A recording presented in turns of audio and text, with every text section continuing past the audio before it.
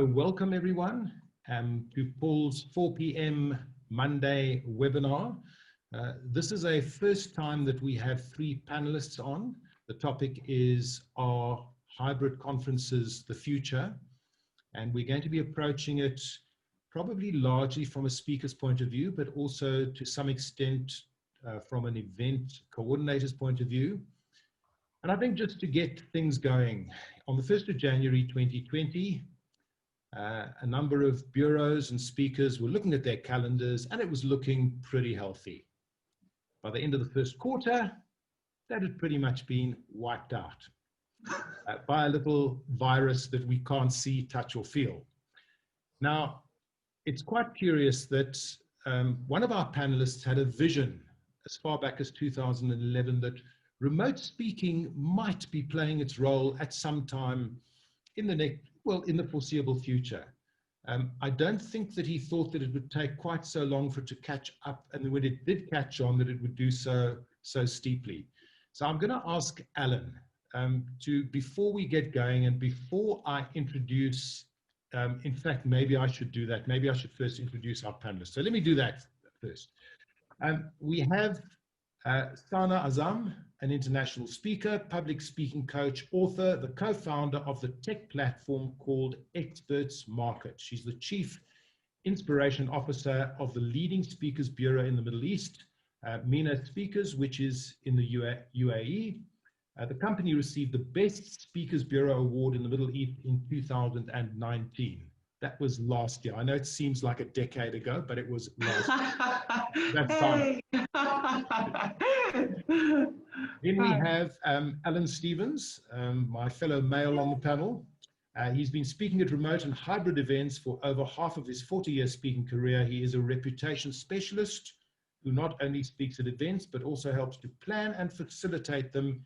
He runs the largest group on Facebook devoted to remote speaking called Remote Speaking. Alan Stevens. Thank you. Hello. And, Alan and I know each other just a bit. Just a bit. Yeah.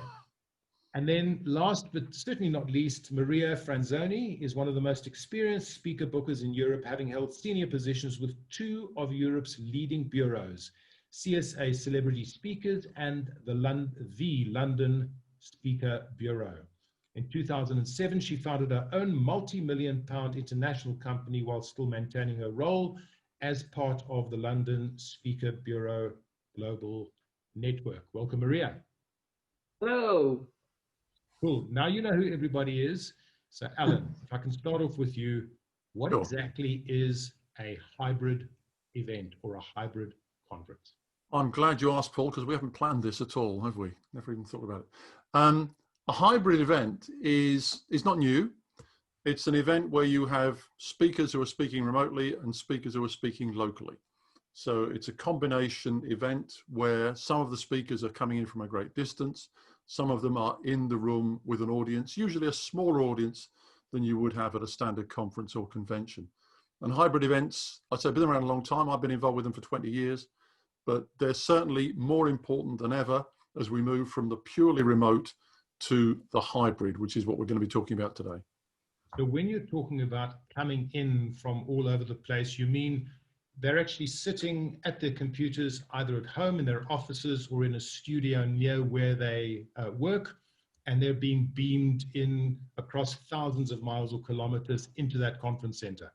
But potentially they could be next door, but they're not in the same room. That's the point. But the other thing to mention, Paul, is they may not be individuals. You may have groups of people. You may have hubs around the world who are dialed in, who are accessing remotely. So it doesn't mean that you've got a bunch of a bunch of people in a room and individuals remotely. You could have individuals or groups of people remotely, and the groups who are remote could be bigger than the group that's in the local environment.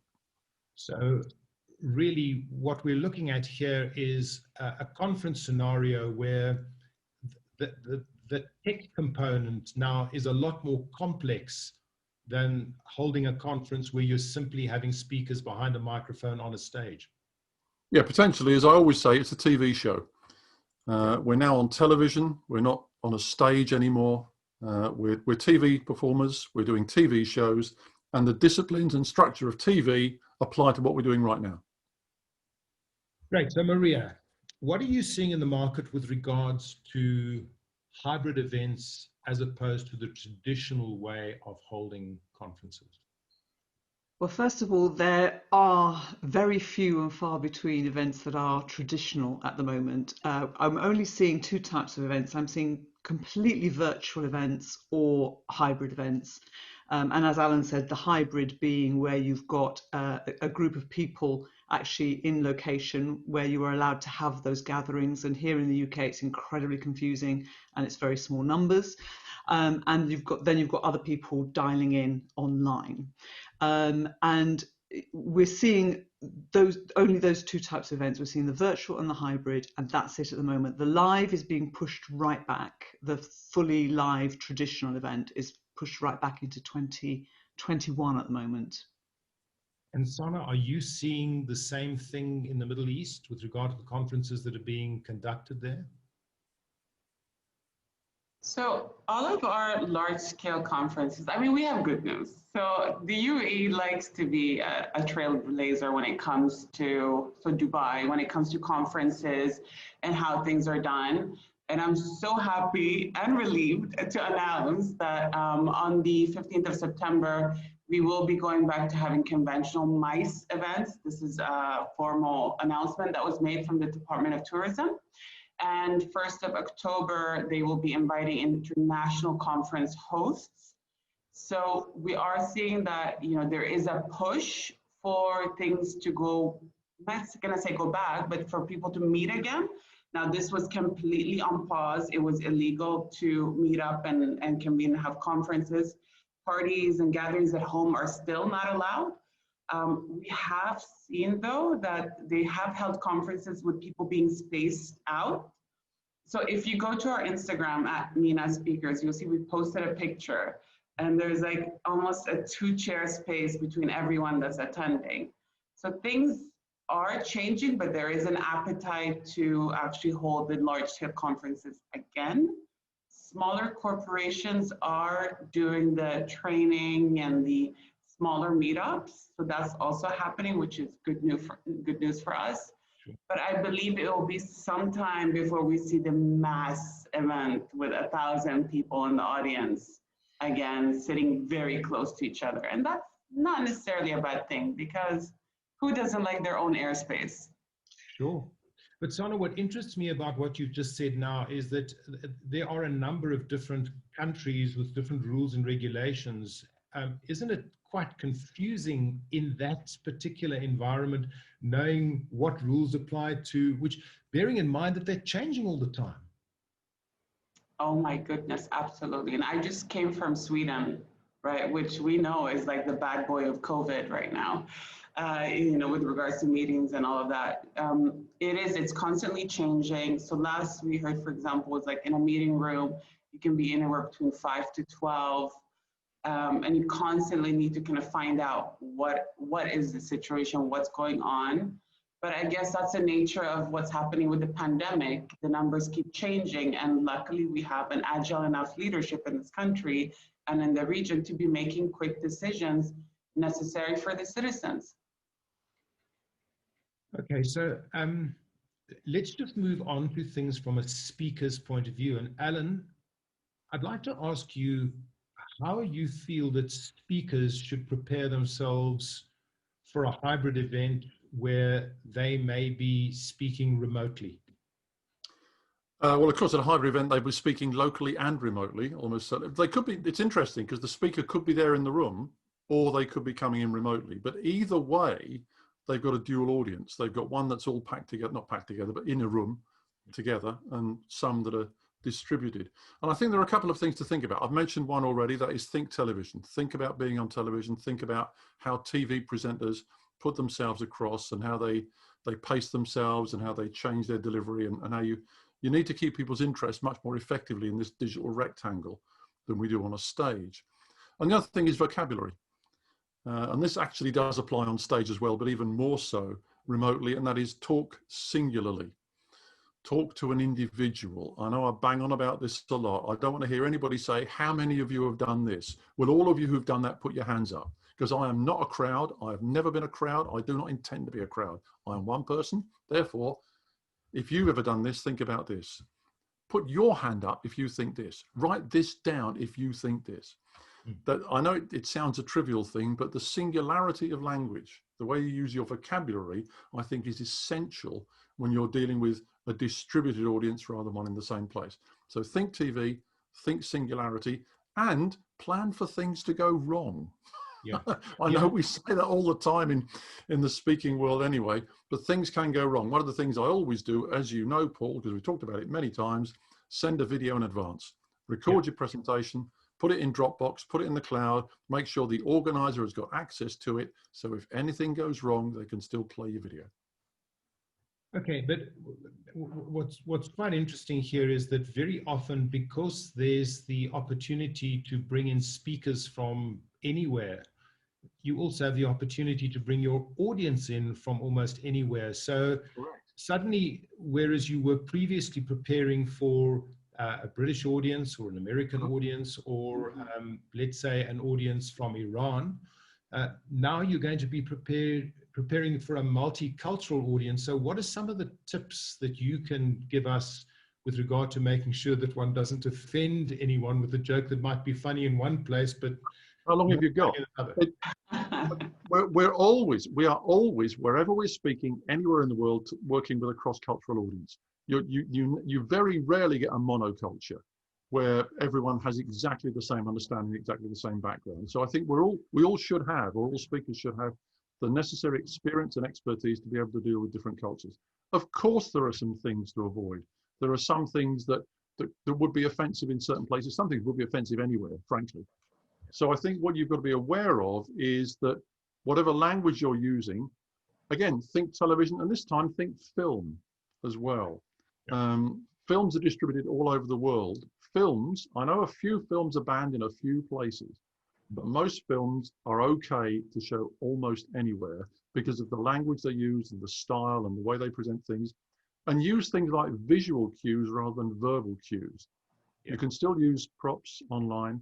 And if you're using something which is visual, if you're talking about things we all have in common, like families and jobs and those sorts of things, that will be universally accepted. If you start using a cultural reference like a TV show that's only shown in America or only shown in Europe, then you're going to be in trouble.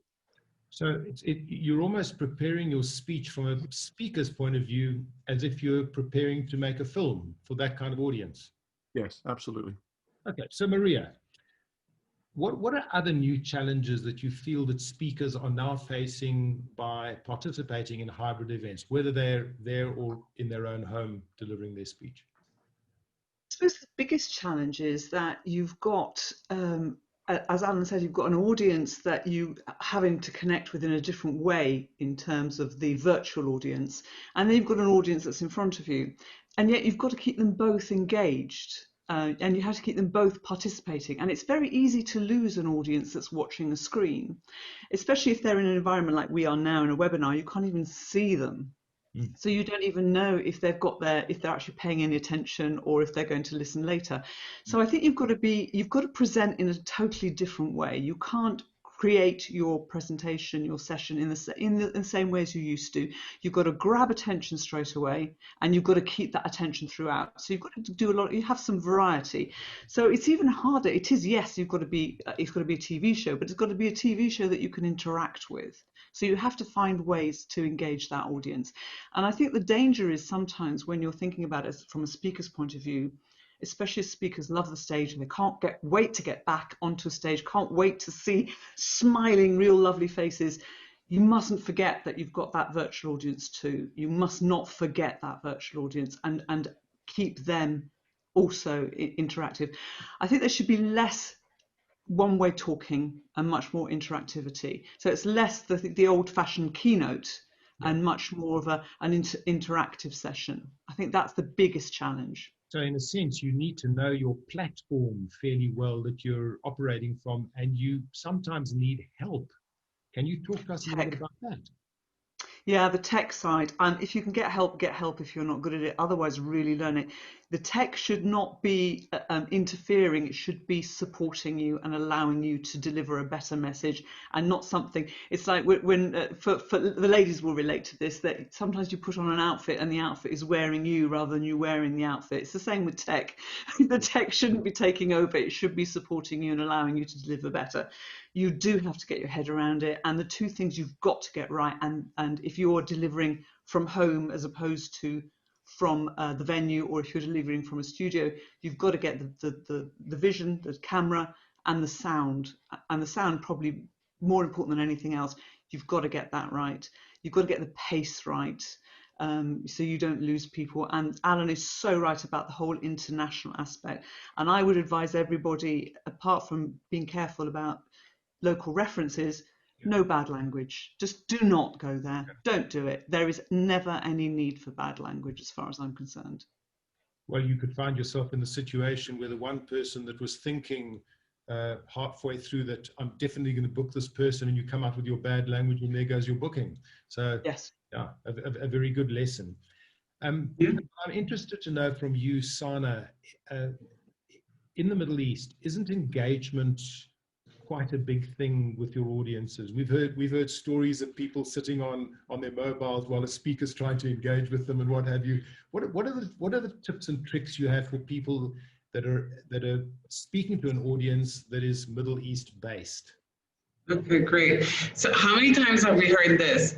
Hi everyone, can you see me? Can you hear me? Okay, press a 1 if you can hear me. Can we have a 1 in the chat, everyone, if you can hear me? Can we? I'm actually asking you, dear audience members, can we get a 1 in there? Thanks, Maria. Maria's with us on this. Yeah, all right, here we go. They're dropping in. Amazing, they're here. Yes, of course. And so I just want to put on some tough love, kind of following what Alan and Maria has said. If you have been a speaker and you've been fantastic for 15, 20 years, you've had a really great career as a speaker on stage, you may very well suck if you're in a webinar. And so you have to go and get the coaching, get the training, do the work. This medium is a whole different medium that just requires a lot more from you to keep your audience on. And so I cannot emphasize this enough. If you think you're good, don't assess yourself. Ask other people to give you the feedback, and ask the professionals to give you the feedback. We've seen so many webinars where they're going, oh, let me show you this video. And then you have a video with no sound on, and they've just forgotten to press the music on Zoom. And you're going, well, this is super awkward. What's going on here? Yeah, so I just I can't emphasize this enough. This is a new medium for probably a majority of the people. And so let's just add a bit of humility, which is, I understand, challenging for speakers. But let's just do that and approach this with new, fresh eyes and kind of say, how can we become better? Because you can for sure become better in this field. So would you agree then that those speakers that were on the remote speaking bandwagon before COVID-19 hit almost had a bit of an advantage? Or not? I mean, I've seen some play serious catch up, that have really not only done the whole webinar thing, but the hologram thing. Incorporating hologram and making it a whole new experience and really experimenting. And, our favorite, Maria, I mean, that is always in touch with us, James Taylor, who's fantastic, who's, always pushing the envelope. He's somebody that I feel has done a great job in incorporating that. But you also have those that are doing the pre-recorded speeches, whether that's through a hologram or a webinar, and then being sold across the world, which is a really interesting medium. And then you also have those that are actually going into like a green room and you're seeing all angles. So it's like a full body presentation. I don't believe a majority of the speakers will need to be going through all of this hoopla, the over the top stuff. You don't. It's enough for creating great value, but it is there, and the innovation is there, and it's moving rapidly, and it's becoming cheaper. So if you're serious about being a speaker, then maybe it's worth exploring these type of tools. I mean, is it fair to say that while there's been this for many transition into remote speaking, that audiences have been a little forgiving so far, but that they are likely to be less forgiving in the future. What did you say? They already are. They already are less forgiving. Absolutely. Yeah. Especially if you want to have decent fees as a speaker, you cannot present yourself badly. You've got to be professional. Yeah.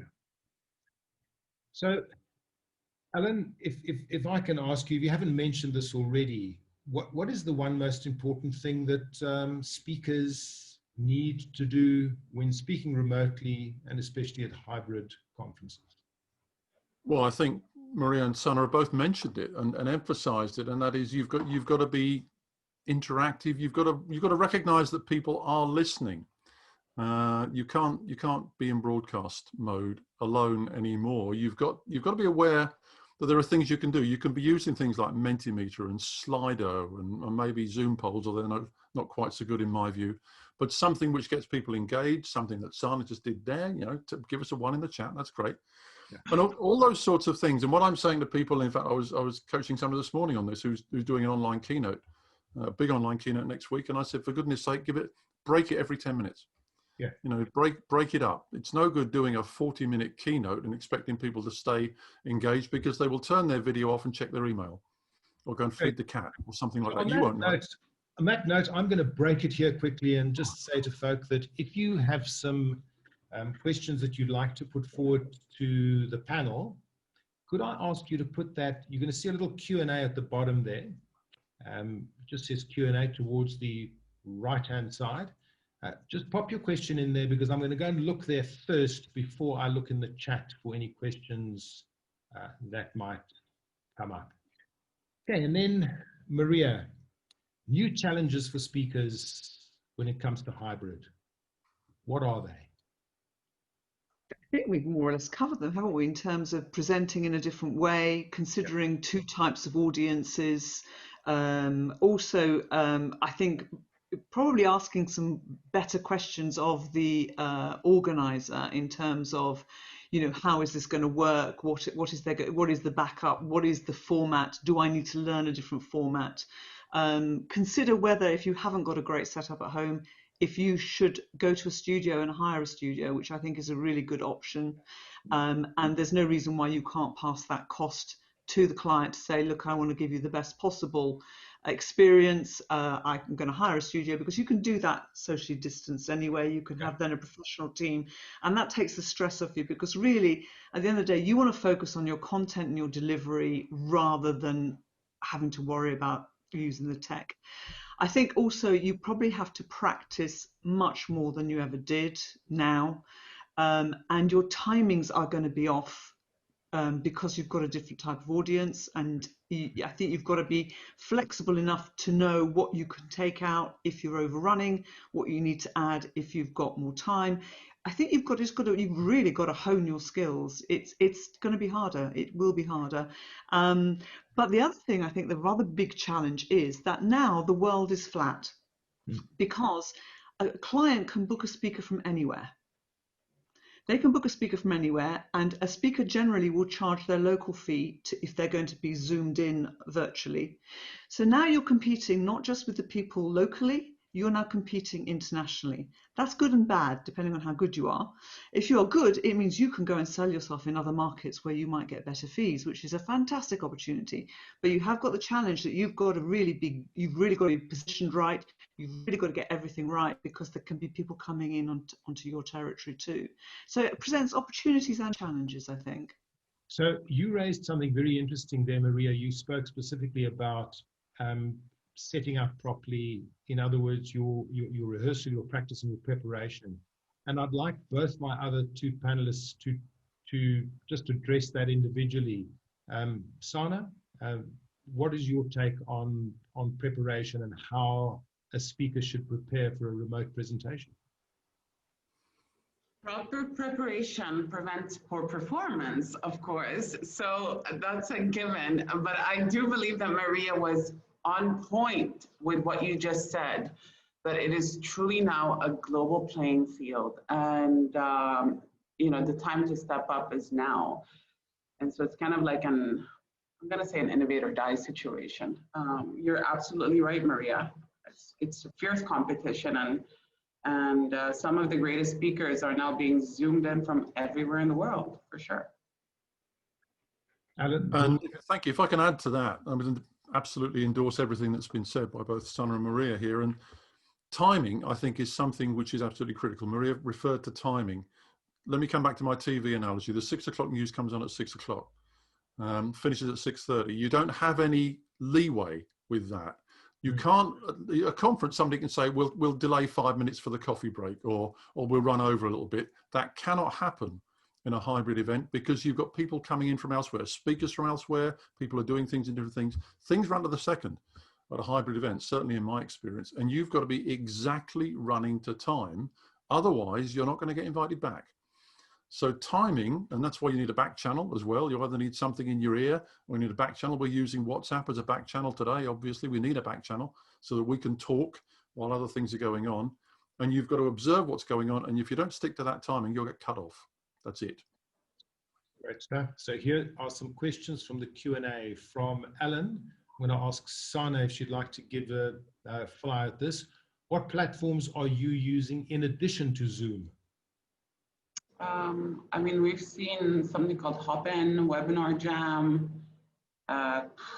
Teams, like there's so many, and XYZ that I've never come across. You just opt in and hop on. Yeah. Alan, any others you can think of? I mean, I think the thing is become familiar with the basics of a number of different platforms. So because you don't decide the platform, the client will decide the platform for you, whether it's Microsoft Teams or Adobe Acrobat or GoTo something, Zoom, they will decide. Therefore, you have to have a basic understanding of every platform and what it can do. And that's what I would advise everyone, every speaker to do. So an interesting question from Gary here. Would you use breakout time for a Q&A, Maria? What do you say? Because I think if he's talking about break time, so if you're going to have a break. People need to get away from the screen. They need to deal with their telephone call. They need to have a comfort break. If you're doing Q&A in that, they're missing out. No, you actually need more breaks now and shorter sessions now, and you need your breaks. I know I need my breaks. You get zoomed out. And you need to be specific and say to people, we are coming back. It is now this time. We are coming back at exactly that time.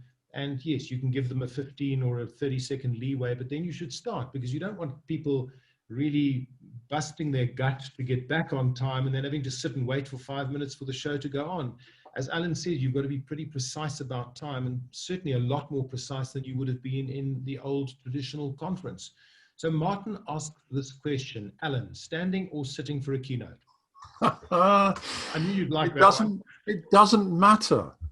It's however you feel comfortable, however you get the message across most effectively. There's all sorts of nonsense talk, in my view, about the fact, you're more powerful standing up, or you're more on. Yeah, no, forget it. The point is to get the message across. I don't know if you watched Michelle Obama at Democratic Convention deliver her speech. I thought it was incredible, incredibly powerful, incredibly moving, and she got her message across. And she was simply sitting at a desk in an office, speaking straight through the camera, not to the camera, but through the camera. It works for her, it works for anybody. But on the other hand, if you want to stand up, as interestingly as Barack Obama did at the same event, well, good luck to you. So I don't think there's a right answer. It's whatever works for you and works for the message. And Saana, this really brings me to, I think I could say, the fact that the one thing that is more important than anything else is your message and your connection with the audience. Sure, absolutely, and I'm with you. I mean, that applies offline, online, every line actually. So that doesn't change. We're kind of operating on the assumption that everyone here has a great message to convey. It's more the modus operandi and how they do it, which is easier said than done. Very much so. Right, we've got one from Roger here. What tips would the panelists have for a host or convener of an online conference to keep an online audience engaged, Maria? A lot of variety, a lot of breaks, much shorter sessions. So instead of giving people an hour for a session, maybe give it 20 minutes. Just have and keep to time, and keep those breaks, and keep to topic, and choose your speakers carefully. Yes. Yeah. In other words, you've now got an opportunity, because the range of speakers that you can choose from is so wide, to really choose somebody that's going to fit in to the topic. And you, in a sense, as a conference organizer, have the right to ask them to give an idea of how they're going to be handling their talk and what content they're going to cover, to make sure that it fits in properly. Okay, so we've got one from Angelique, who shares the same surname as myself. She's in Italy at the moment, and she asks, has the current perceived as uncertain environment changed the requirements by organizations on the topics speakers have to offer? Do you get that, Saana? Yeah, I understand that question. I believe she's asking what topics are hot right now. So what's being in demand at this point? That beautifully. One of the things which I'm sure Alan will agree with me is how to present digitally and virtually. It's a hot potato. What's really interesting is working from home. It's innovation with the current setup. So I mean, those are the current and most relevant discussions. We've had some on economics, because obviously macroeconomics is quite interesting as well. I would like to guess that this is something that's geographic, that every region has its own set of interests. So this is what the trend we're seeing in the MENA region. Maybe it's different out in Europe. Maria, you'd be better off in telling me what's happening there. I think it also depends who your audience is. So it depends who the clients are that you work with as a bureau. Certainly, we've actually taken on so many immunologists and medical specialists because we work with a lot of governments, and so some of them need a lot of help. But yes, you're absolutely right. The other area, I mean, we've been in recession before. This is a bigger recession than probably we're going to see.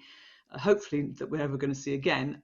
So there is a lot of companies wanting help. How do we get back to business? But how do we get back to business now that our team is totally dispersed? How do we engage them? We've also got a lot of people dealing with conflict.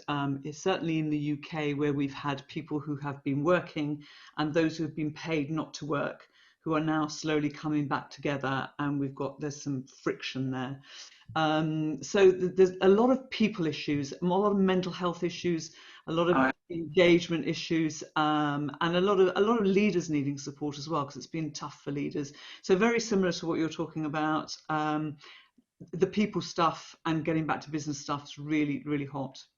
But surely, as a speaker, one of the things that you need to ask yourself is, what is the problem that I can solve that's out there in the marketplace? And if you find the problem that's in the marketplace, in a sense, that's how you should adjust your topic to be able to help to solve the problem that people are currently experiencing. Because right now, more than probably any time in our lifetimes, or certainly in the recent past, people even of means are suffering immeasurably because of the way this has impacted their business, the way they've had to lose staff and what have you.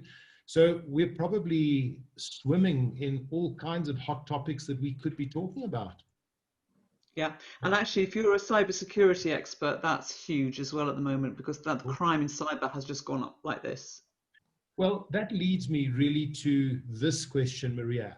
How is the current situation impacting speaker fees? And I'd just like to, before you go into answering this, mention that if I'm speaking from my office or my home and I've got all my gear set up, well, they don't have to pay for my business class airfare to get to the venue. They don't have to pay for the 5-star hotel and the limousine and all that sort of thing.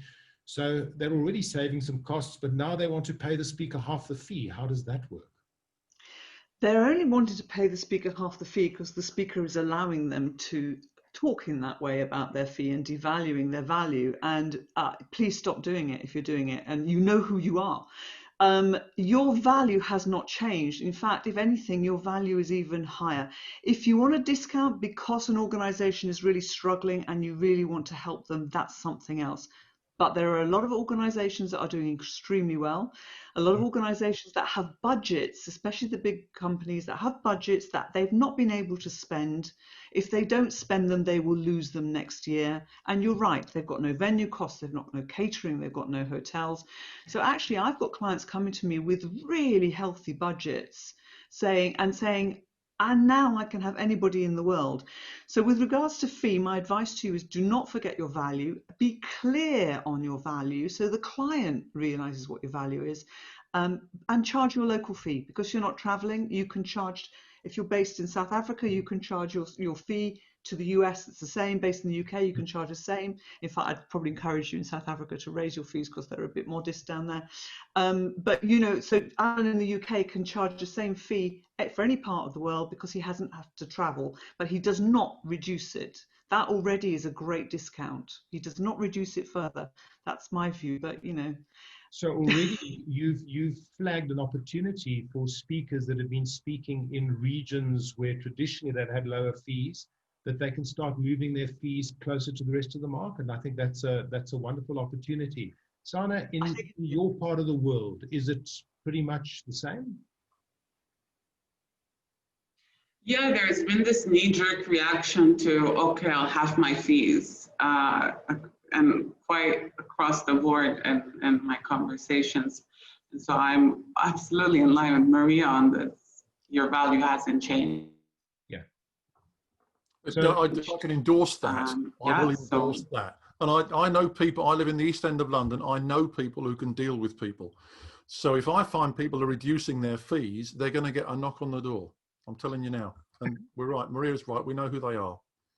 Well, there is a principle, of course, of negotiation, and that is that if you are going to give something away, you need to get something in return for it. You don't just give stuff away for nothing because you're scared that you're not going to be booked.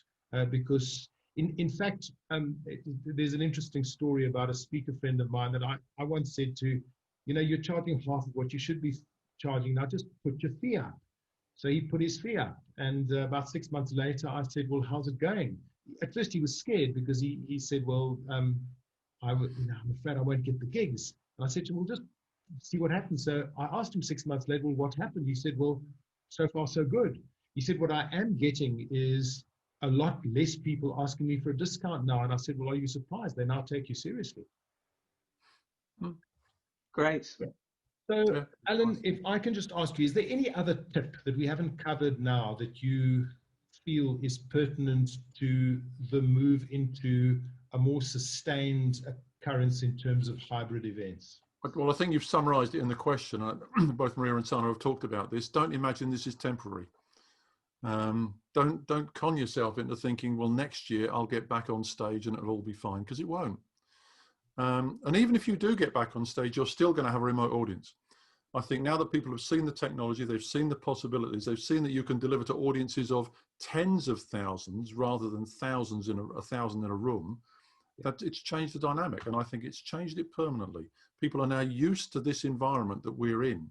They're used to seeing people on screen. They're used to remote presentations, and they can say, rather than a company booking you for their event in UAE or their event in South Africa or their event in Europe, they can say, can you do a global? So wherever you are, I'll have my global audience have a look at you. I think you stick your feet up for that, probably. So I'm struggling to keep my feet down for remote presentations, but I'm making sure that I keep it the same as on stage for the time being.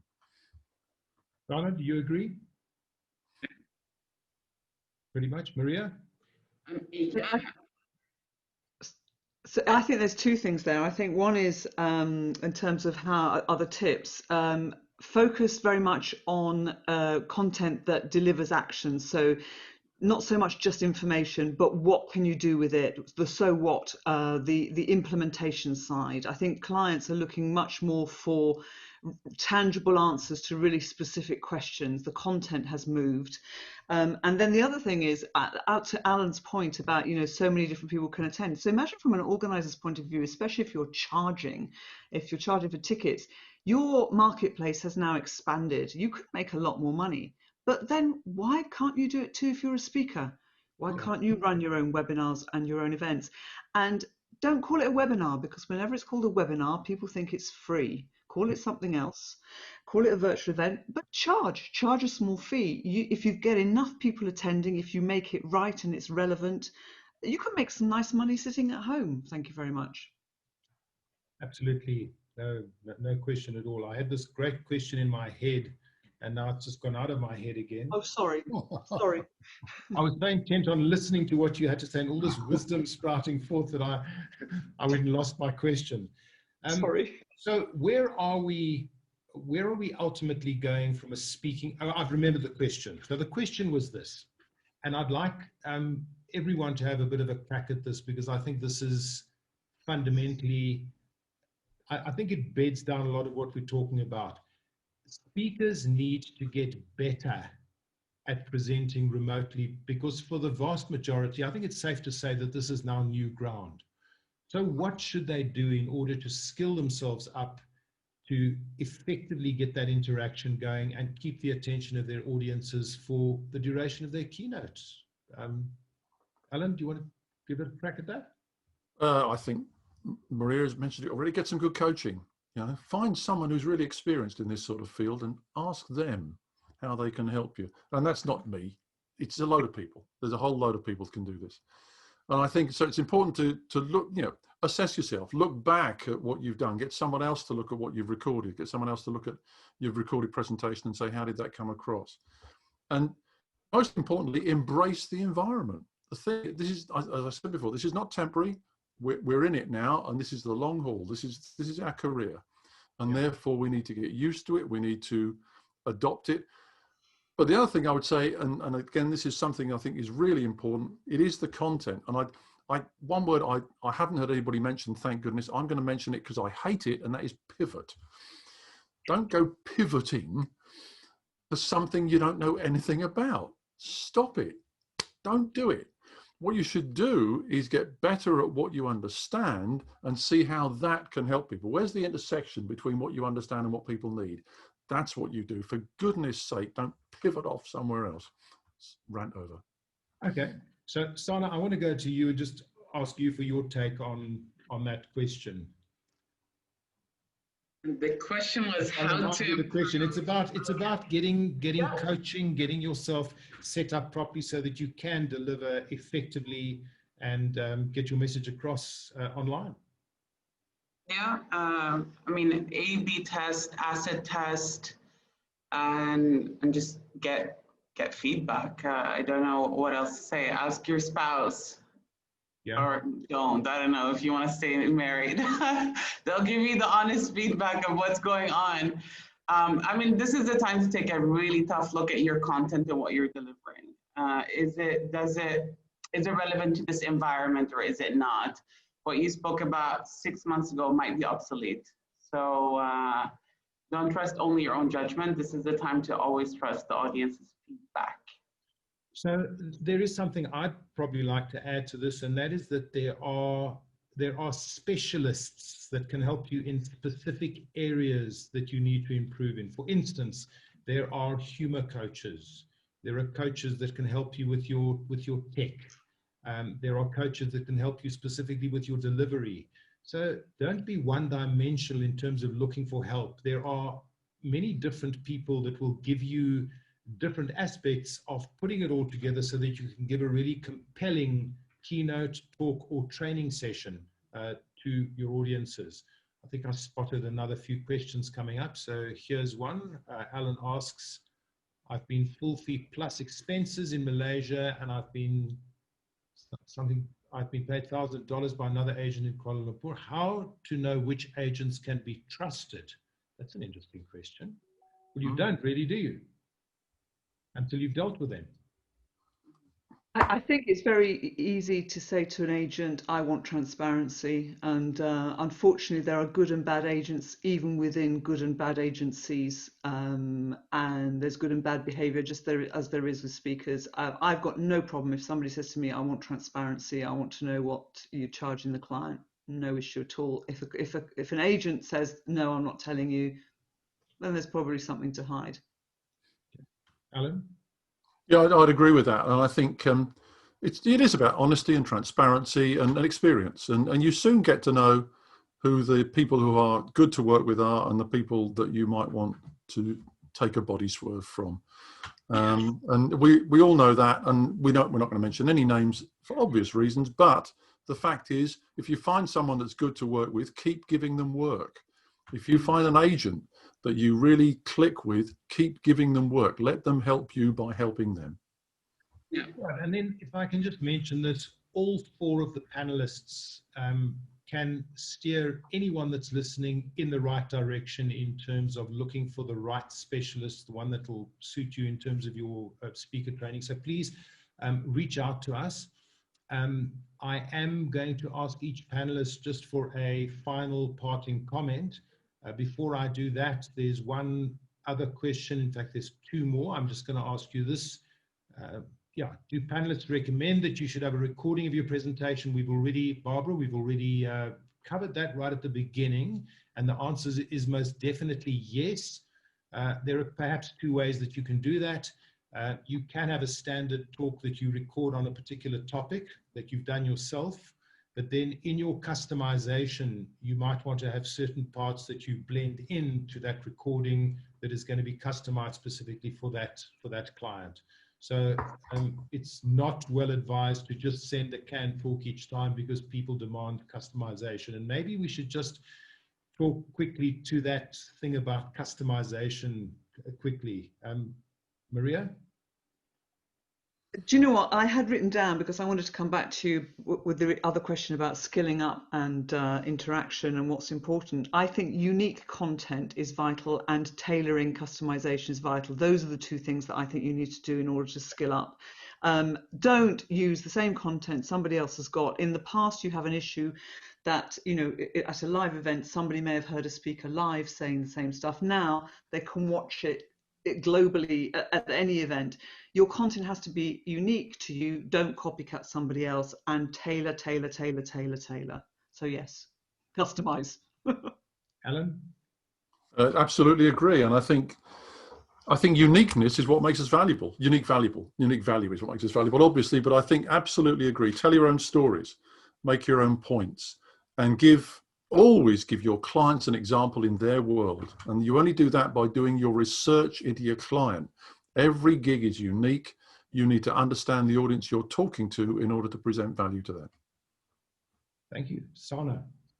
Yeah, I mean, nothing is really stopping you. We have some speakers that actually go above and beyond, and they ask the client to interview a couple of, say, their employees or a couple of their attendees, just to gauge what they're thinking about, especially if it's industry specific, or again, if it's one specific corporation.